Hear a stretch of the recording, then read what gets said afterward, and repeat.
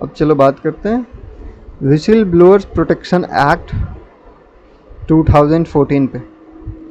तो इस एक्ट का काम था, एक पर्पस था कि आपका प्रोवाइड किया जाए एक मैकेनिज्म को रिलेटेड टू करप्शन, जिसमें आपका wilful misuse of power, criminal offences, अगर कोई पब्लिक सर्वेंट किसी भी तरह का करप्शन करता है या अपने पावर्स का गलत इस्तेमाल करता है, तो अगर उस डिपार्टमेंट में कोई वैसा मेंबर, कोई वैसा पब्लिक सर्वेंट जो उसके करप्शन या मिसयूज ऑफ पावर्स को आपका रिवील करता है, किसी अथॉरिटी के जो इस चीज़ का इन्वेस्टिगेशन करते हैं, तो जो मेंबर रिवील करता है उनको तो विसिल ब्लोअर्स कहा जाता है। पर इस एक्ट के थ्रू क्या हुआ कि ये जो विसिल ब्लोअर आपका उस मैटर को रिवील करेगा गवर्नमेंट के सामने, उसको विक्टिमाइजेशन या हैरेसमेंट से बचाया जाए।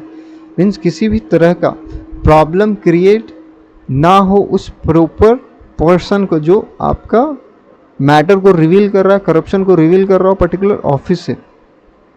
इसमें प्रॉपर डेफिनेशन दिया गया कि विसिल ब्लोअर कौन है। तो वो लोग हैं जो आपका कंप्लेन करते हैं against public official including public servant और सिटीजन, दोनों ही। कंपिटेंट अथॉरिटी, तो वो अथॉरिटी जो complain are made varies according to rank, एक CBC, Lokpal, etc।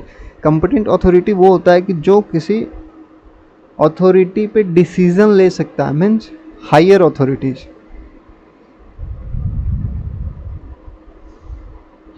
Okay, scope of coverage, तो सेंट्रल गवर्नमेंट एम्प्लॉयज़ को ये कवर करते हैं। मीन्स ये एक्ट जो विसिल ब्लोअर्स को प्रोटेक्शन करने की बात हो रही है, तो किस किस सेक्टर में ये वैलिड होता है। तो सेंट्रल गवर्नमेंट एम्प्लॉयज़ के सेक्टर में होता है PSU, employees of public sector undertakings. Autonomous bodies में भी ये चीज़ लागू होता है। स्टेट गवर्नमेंट अडॉप्ट कर सकता है, पर ये act particularly central public servant के लिए है।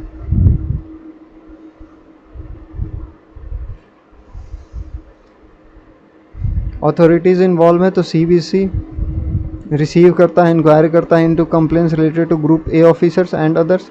कंपिटेंट अथॉरिटी है, जैसे मिनिस्ट्री हो गया, डिपार्टमेंट हो गया फॉर लोअर ऑफिसर्स। ये सारे ऑफिसर्स हैं जहाँ पे इस एक्ट को फॉलो किया जाएगा, इस एक्ट का पालन होगा। ओके, कंप्लेंट प्रोसेस ये है कि आपको राइटिंग में देना पड़ेगा आइडेंटिटी। कंप्लेनेंट जो कंप्लेन कर रहा है वो आइडेंटिटी आपका कंपिटेंट अथॉरिटी को तो भेजेगा, पर उस कंप्लेनेंट की आइडेंटिटी को कॉन्फिडेंशियल रखी जाएगी। मीन्स पब्लिकली रिवील नहीं किया जाएगा कि किसने आपके करप्शन के मैटर को रिवील किया। एनोनिमस कंप्लेंट्स को इंटरटेन नहीं किया जाएगा। मीन्स एनोनिमस कंप्लेंट्स को नहीं लिया जाएगा, उसमें पर्टिकुलर एविडेंस होना चाहिए। उसमें आपका जो पर्सन कंप्लेन कर रहा है उसकी आइडेंटिटी हो रही है, जिसके अगेंस्ट में कंप्लेन हो रहा है उसकी भी आइडेंटिटी होनी चाहिए। अगर आइडेंटिटी रिवील्ड होगा तो एक्शन लिया जा सकता है उस पर्सन के अगेंस्ट में, वो आपका जो एक्सपोज कर रहा है। ओके, प्रोटेक्शन प्रोवाइड किया जाएगा।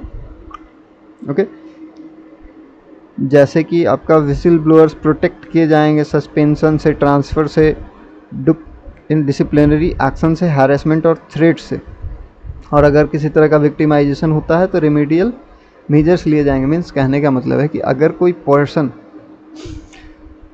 विसिल ब्लोअर है तो उसके सस्पेंशन नहीं होगी, क्योंकि उसकी आइडेंटिटी रिवील नहीं होगी। और जिस पर्सन, मान लो कोई पर्सन उस कंपिटेंट अथॉरिटी से उस पर्सन की आइडेंटिटी को रिवील करता है, तो उस पर्टिकुलर मेंबर के अगेंस्ट में आपका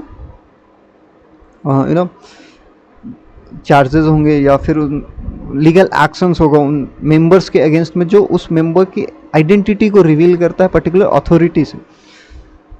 हालांकि उस मेंबर के अगेंस्ट में किसी भी तरह का कोई सस्पेंशन नहीं होगा जो आपको मेंबर रिवील कर रहा है उस पब्लिक अथॉरिटी के अगेंस्ट में कंप्लेन को, या फिर बता रहा है कि वो पर्टिकुलर ऑफिसर आपका किसी भी तरह का करप्ट प्रैक्टिसेस में इन्वॉल्व है और द क्रिमिनल केसेस में इन्वॉल्व है, तो उसकी सस्पेंशन नहीं होगी, ट्रांसफ़र नहीं होगा, उसके प्रति उसके अगेंस्ट में किसी भी तरह का कोई डिसिप्लिनरी एक्शन नहीं लिया जाएगा, उनको हैरेस नहीं किया जाएगा।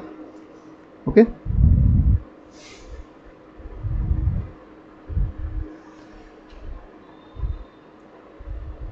पर अगर कंप्लेन को फॉल्स गलत पाया गया या फ्रिवलस पाया गया तो whistle blower can be penalised, उनको पेनल्टी भी देना पड़ सकता है। लिमिटेशन ये है कि 2015 अमेंडमेंट में कुछ अमेंडमेंट्स किए जा रहे थे जिसको क्रिटिसाइज़ किया गया और पास भी नहीं किया गया। इसमें था कि सॉवरेनिटी और इंटीग्रिटी ऑफ इंडिया को लेकर के किसी भी तरह का कोई इन्फॉर्मेशन रिवील नहीं किया जाएगा। सिक्योरिटी, स्ट्रैटेजिक या साइंटिफिक या इकोनॉमिक इंटरेस्ट को लेकर किसी भी तरह का कोई इन्फॉर्मेशन रिवील नहीं किया जाएगा। कैबिनेट प्रोसीडिंग्स को आपको रिवील नहीं किया जाएगा, या फिर इंटेलिजेंस या इन्वेस्टिगेटिव एजेंसीज को लेकर कोई भी इंफॉर्मेशन रिवील नहीं किया जाएगा। Personal information unless larger public interest का ना हो उसको इन्वॉल्व किया गया, पर इसको पास नहीं किया गया। ओके, रिलेशन टू लोकपाल, तो अगर केसेज सीनियर ऑफिशियल या पॉलिटिशियन के अगेंस्ट में तो लोकपाल रिसीव कर सकते हैं और एक्ट कर सकते हैं उन कंप्लेंट्स के अगेंस्ट में। लोकपाल हो सकता है उस केस को ट्रांसफ़र कर सकें सीबीसी को, जो कि वो अप्रोप्रिएट एजेंसी है। फिर सीबीसी आपका प्रॉपर इंक्वायरी कर अदर अथॉरिटीज़ में ट्रांसफ़र करेंगे। उनके डिपार्टमेंट्स अलग अलग होते हैं, क्रिमिनल डिपार्टमेंट अलग, करप्शन डिपार्टमेंट अलग, एडमिनिस्ट्रेटिव अथॉरिटी अलग। ओके।